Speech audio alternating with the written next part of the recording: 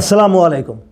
আজ আমি আপনাদের সাথে যেই সেফটি টিপসটি শেয়ার করব তা হলো অধিকাংশ আগুনের সূত্রপাত হয় হট ওয়ার্কের পর। আসসালামু আলাইকুম। Today the safety tips I want to share with you is most fires start after hot work. অভিজ্ঞতার আলোকে বলা হয় যে হট ওয়ার্কের দ্বারা বেশিরভাগ ক্ষতি সাধন হয়েছে যে কারণে তা হলো হট ওয়ার্ক শেষ হওয়ার পর আগুনের সূচনা হয়।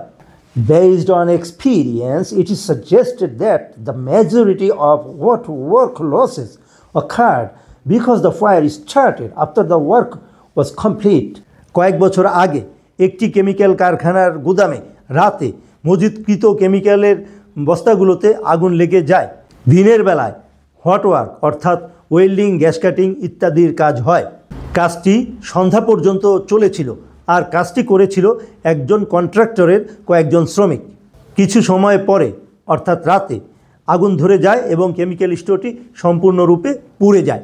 A few years ago in a chemical factory warehouse, fire took place in the chemicals store at night following a hot work. During the daytime, hot work, that is welding, gas cutting, etc. was going on inside the store, which continued till evening by a contractor's workers. After some time, that is at night, fire took place and the chemical store completely burnt. রাতে কারখানাটি বন্ধ থাকায় আগুন নেভানো সম্ভব হয়নি, ফলে chemical স্টোরটি সম্পূর্ণরূপে পুড়ে যায়। As the factory was closed at night, hence it was not possible to control the fire. Hence the chemical store burnt completely.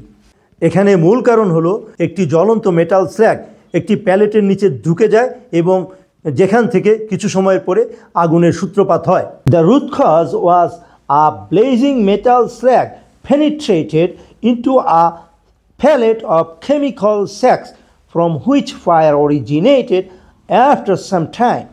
এখানে প্রস্তাবিত সংশোধনমূলক এবং প্রতিরোধমূলক ব্যবস্থা হলো এই ঝুঁকি দূর করার জন্য হট ওয়ার্কের পর 60 মিনিট পর্যন্ত ফায়ার ওয়াচ করা অপরিহার্য। Here the proposed corrective action and preventive action is in order to mitigate this hazard.